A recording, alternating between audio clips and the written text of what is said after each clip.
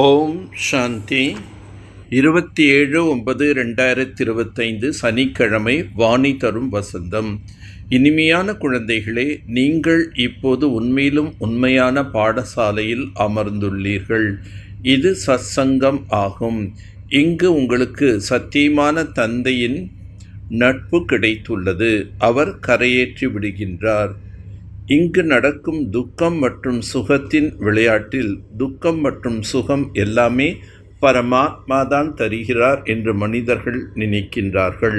ஆனால் இது ஒவ்வொருவரின் கர்மங்களின் கணக்குடைய விளையாட்டு என்பதை குழந்தைகளாக நீங்கள் புரிந்துள்ளீர்கள்.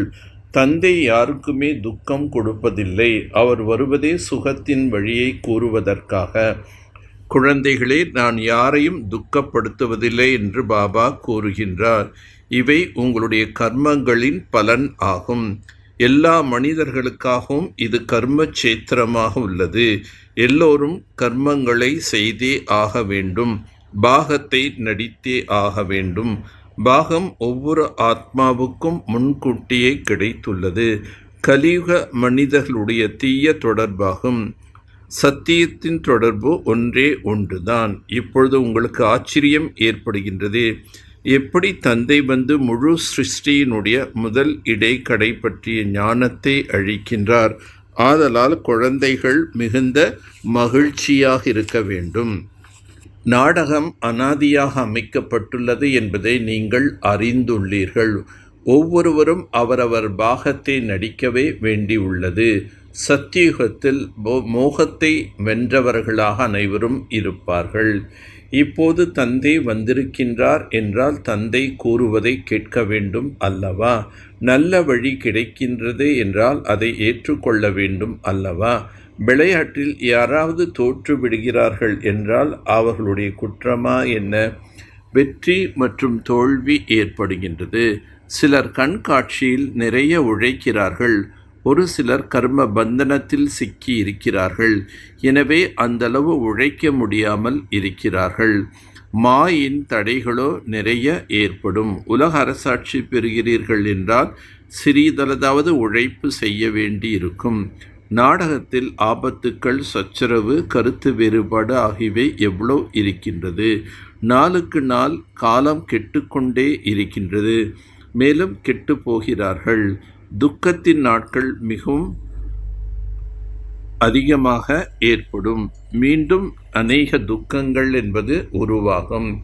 தந்தையின் குழந்தைகளாக ஆன பிறகு நாம் ஏன் துக்கமுற்று இருக்கின்றோம் சிந்திக்க வேண்டிய விஷயம் ஆகும். தந்தையே சுகம் அளிப்பவராக இருக்கின்றார். ஏ பகவான், எங்களுடைய துக்கத்தை நீக்குங்கள் என்று அழைக்கவும் செய்கிறீர்கள். அவர் எப்படி நீக்குவார்? துக்கம் சுகம் இதுவோ உங்களுடைய கர்மத்தின் கணக்காகும்.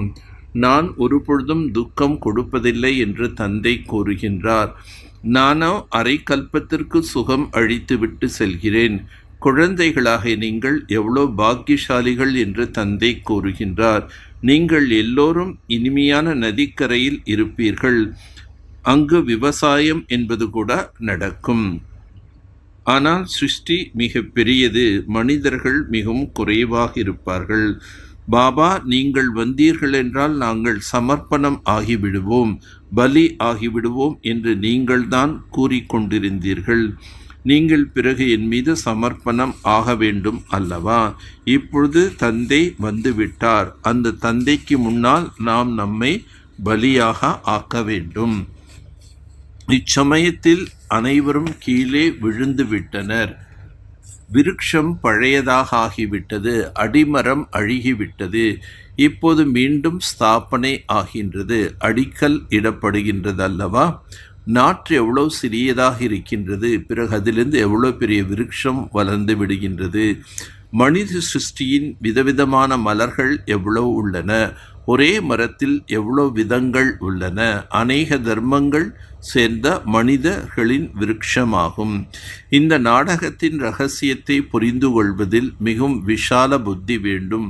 வேறு எதுவுமே புரியவில்லை என்றாலும் ஒரு சிவபாபாவை தவிர வேறு யாரும் இல்லை என்ற ஒரு விஷயத்தை மட்டும் புத்தியில் வையுங்கள். கைகளால் காரியங்களை செய்து கொண்டே இருங்கள். புத்தியினால் தந்தையை நினைவு செய்து கொண்டே இருங்கள்.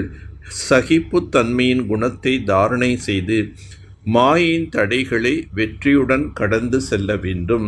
அநேக ஆபத்துக்கள் வரும், கொடுமைகள் நடக்கும். அப்பேற்பட்ட நேரத்தில் சகித்து கொண்டு தந்தையின் நினைவில் இருக்க வேண்டும். உண்மையான சம்பாத்தியம் செய்ய வேண்டும்.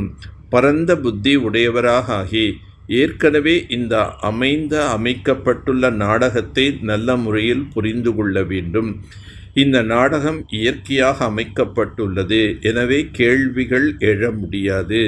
தந்தை அளிக்கும் நல்ல வழிப்படி நடந்து கொண்டே இருக்க வேண்டும்.